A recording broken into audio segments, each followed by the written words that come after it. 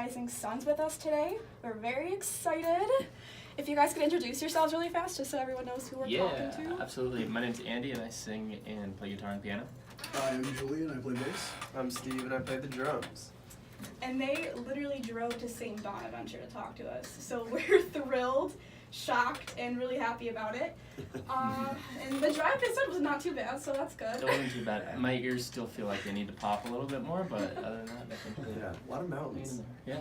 Yeah, a lot of A lot of the whole farm. time, so I don't know. Yeah, we Yeah. drove. There was one town in particular we drove through that was advertising this thing called Pumpkinville, I think. Yes. Correct? And it was a very, I don't know, it was kind of eerie. Yeah, That would be an accurate word to describe the drive yeah, here in some but- points. Yeah. Yeah. but it's awesome. beautiful. It's kind of charming. Yeah. Yeah, once you get actually like in this area, it's really Yeah. nice. Yeah. For real. We also saw like a Tim Hortons on the way, so Oh that's yeah, awesome. we got plenty of those for you. It's not just Canada. So yeah. So you guys are coming from a show last night, show tomorrow, and you have an interview today. Just goes to show how much you guys really do work. Do you guys ever have a real day off to yourself, other than traveling, or do you kind of just break it up? Yeah, usually, I mean, at least when we're on the road, days off are pretty much just traveling. In the last few runs that we've had, we've done a lot of like really, really long drives. So it's kind of, it's been a little brutal, but like usually on off days we'll try and like go see a movie or do something to just kind of like relax and get out of the headspace of this whole thing a little bit. But I mean, we got into this business of music because we loved it. So even if we do have like a true day off, I think we'd still be working on music in some capacity. I also just think in like the modern age of music, you can't get away from working pretty much ever. Because like I'll look over and I'm like, Andy, why are you so sad? He's like, look at the email. And there's like 500 things that he has to respond to, and you know, so we always have to kind of dive in everything. So I feel like there really is never a true day off, but we do our best. We'll just be like, all right, we're gonna check out for like 3 hours and not listen to anyone, do anything. We're like gonna go watch a movie and just chill. Yeah, going to movies is like one of my favorite things to do on tour because you literally can't have your phone out. So Have you guys or seen you A get Star Is Born? no. I haven't seen it yet. We've heard it's I want to see it amazing. so bad. Yeah. Yeah. I'm not a crier, and I cried. So Really? that's it. I am a crier, so it'll be a lot. Are you guys gonna get time off after these couple shows, or are you heading back to? Yeah, so things? I think Boston is the last show that Mhm. we have, and then we're kind of like diving right back into the studio and writing a lot more. And then I think this is probably the last string of shows that we'll have for this year, but we'll probably be back out early next year, and when the weather allows it, and putting some new music out. Very good. And you guys released 2 new songs recently, Sad and Scatterbrain. Mm-hmm. Those are very, very good. I Thank watched you. the music video to Sad, and I am just loving that. Like, did you guys have anything to do with the music video, or? We did everything ourselves. That is- to be honest. I gotta tell you, that's so cool. We actually filmed it on my iPhone. Really? Yeah, we got like there are specific like iPhone gimbals, which basically steady the phone. Mhm. And we shot it with that, and we edited it in iMovie, and it kind of like We're just like a walking Apple campaign right now. yeah. And it like kind of, I don't know, there were a lot of passes on it, but like it came together in the end, so yeah. Low budget, convenient. That Yeah, sounds I good. think we spent like $10 on it total, and it was to buy the masks, and that was it. Wow, that's Yeah. really impressive. I was not expecting that answer. I also just think too, for us it's important to do stuff ourselves, because like we've kind of realized in this industry that if you want something done right, you just have to do it yourself, and that's like kind of what it all was.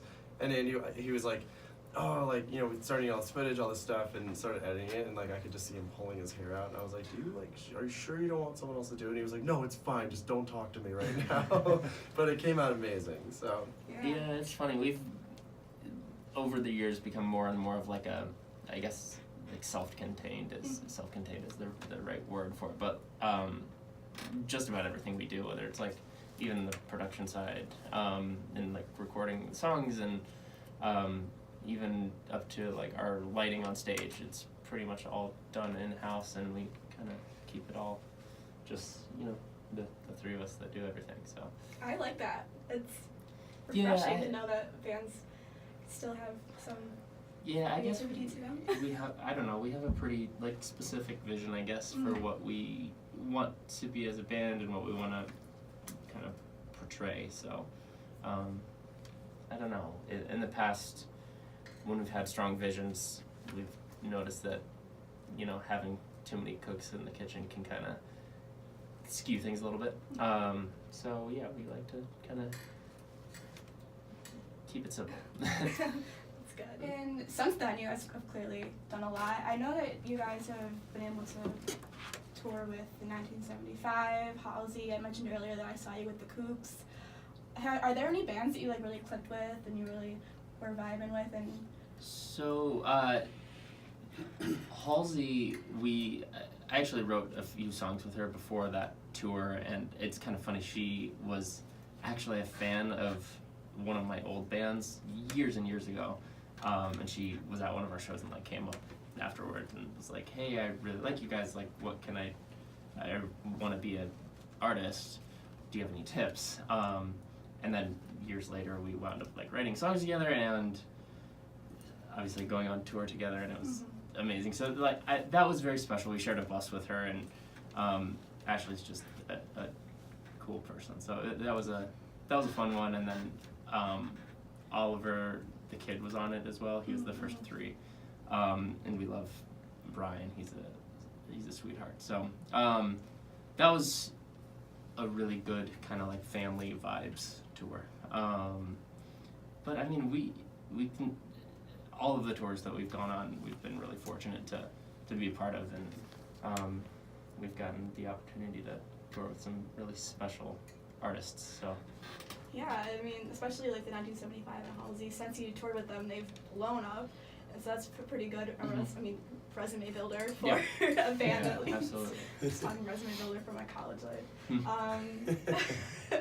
So I always am really interested to like hear from bands, just like weird and strange experiences. I mean, clean obviously, but weird experiences that you've had on tour or during concerts. Because I've interviewed some people and they have really hilarious stories. So do you guys have any? So we have a lot of random ones. Clean ones. We played a show in Chicago a few years back. I think this was actually on the Halsey tour, and we on stage we wear what are called in-ear monitors. And that was at the Vic. That was with the Kooks. That was the Kooks. Okay, Yeah. that was it. All right. I see. I feel like I just mentally blocked that day out in general because I was so stressed out. But we were sound checking, and we only had a finite amount of time to sound check. And everyone else, like in your monitors, you get, like the drums, the guitar, everything on stage. So you get a mix directly in your ear, so you can hear what's going on. And our monitor guy was like, "So everyone's good, right?" And like, I guess my equipment wasn't working to begin with. And the only thing I could hear in my ears, I guess because the channel, like the wireless pack was on, was like a pilot landing a helicopter. And I could just hear him talking and like going through their whole like everything, and I'm sitting there just like, am I going crazy right now, or am I like there's something horribly wrong here? Don't hear snare drum, hear pilot, like anyone.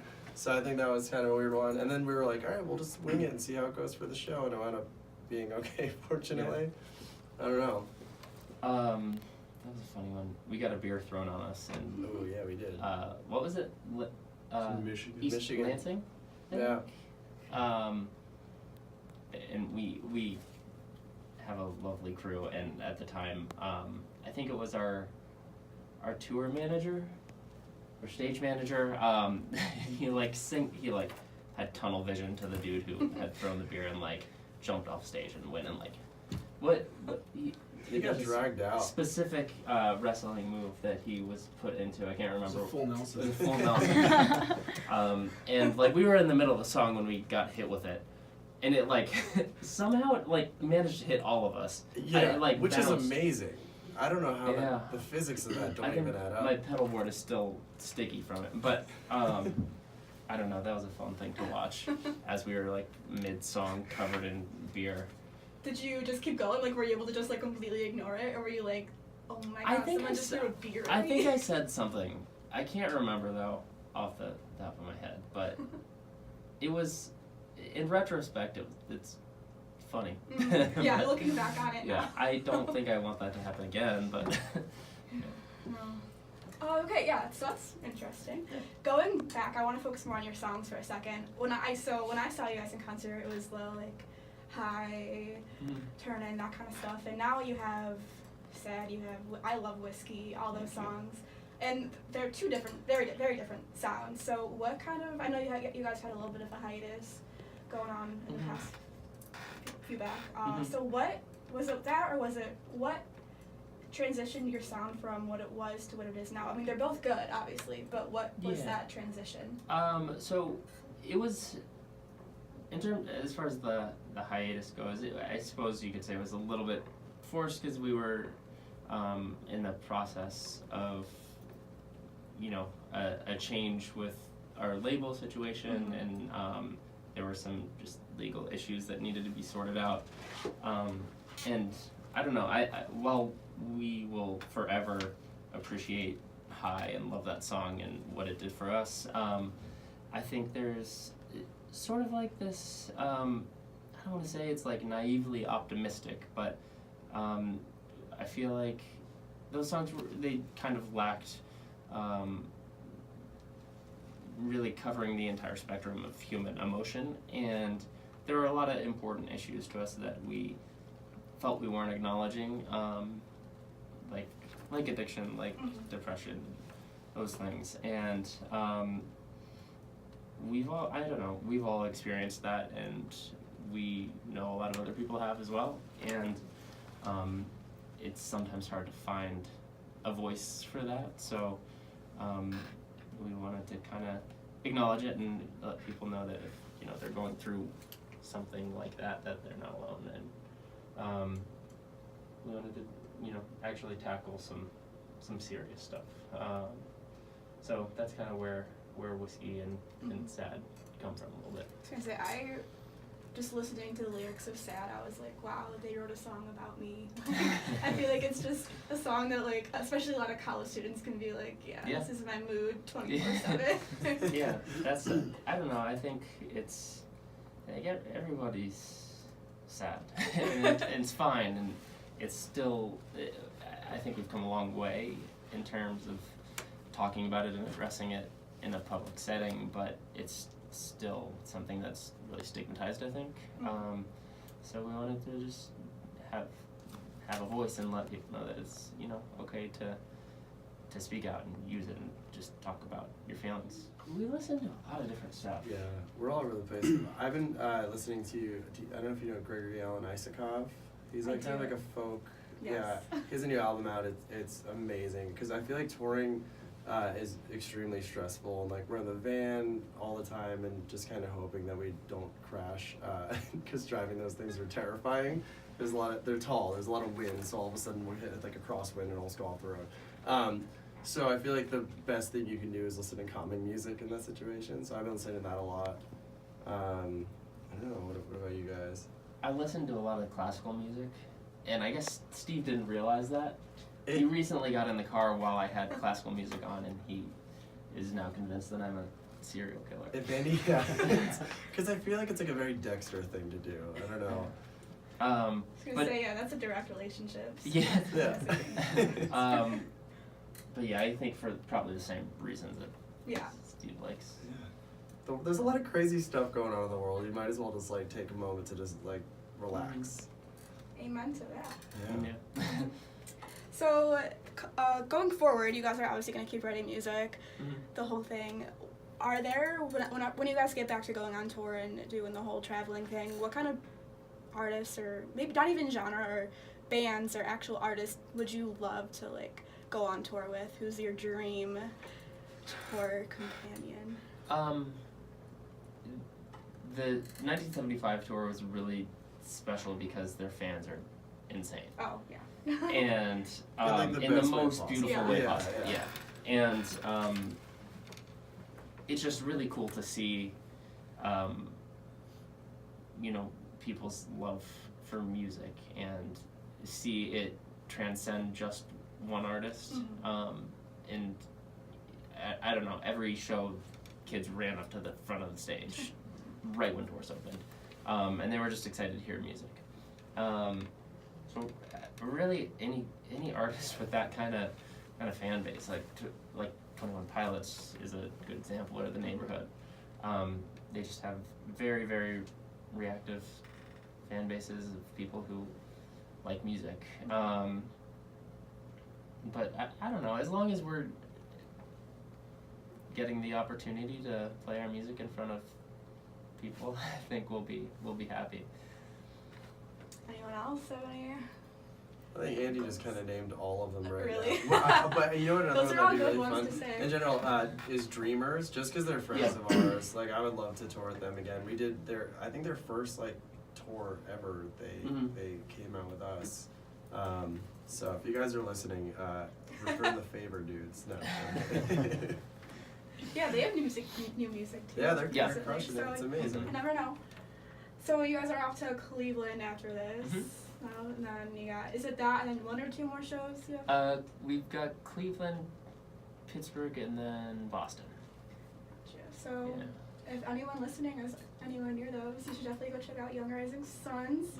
They literally trekked here from Toronto, and we're going to be forever grateful for that, because this was a really cool interview, and the fact that they drove to St. Bonaventure and Olean, New York was pretty cool. Steve, do you have any other questions? Yeah, going off of what you said, is it ever get to be too much now that you realize you're no longer that neighborhood band playing the bars? You have to travel, you're in Cleveland, you're in Toronto, it's a lot of traveling. Does it ever get to be just way too much?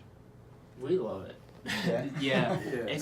It's exhausting, and it is nice to be home when we get home for maybe like a day or two. Yeah. But after that day or two, we're ready to bounce and peace out and hit the road again. I don't know, it's just, I feel like this is sort of our bread and butter, and we started playing music because we like to play music, so we just kind of feel at home when we're doing this. Absolutely. And Melissa, do you know? what is one message you'd like to give out that people who come to your shows, listen to your music, really should hear? And We're a family, and like our fans, our team, everyone that works with us, like we're a family, and that we want our shows to always be like a safe, happy place to be. And you know, there's a lot of crazy things going on, and it's we want that to be the place where everyone can come and kind of forget about those things and just worry about only the music and having a good time, and like have it be a cathartic kind of release for everybody. Yeah. I don't know, it's funny going off that. We started this band because we just love playing music. And we were, we became best friends. And then we put out that song High, and it kind of blew up, and we got the opportunity to tour and meet so many people, and it became more than just the three of us. It became, like Steve said, a family, and it's bigger than just us now. And yeah, I think that's what we really try and stress during live shows. And bouncing off of that question, I know a lot of people, even just in this studio right now, are musicians. I know there's a bunch of like guitar players. Steve is a very talented musician. Mm-hmm. What do you have to say to those people who are kind of like, we're stuck in our low 20s trying to make something of ourselves? What can you say to us? Don't quit. Just keep going. You never know what's going to be the one like big catalyst in your life that kind of propels you forward onto the next thing. And I don't know, we've had a lot of moments where we wanted to stop doing this just because it's a lot and it's stressful and it's hard, but we kept going, and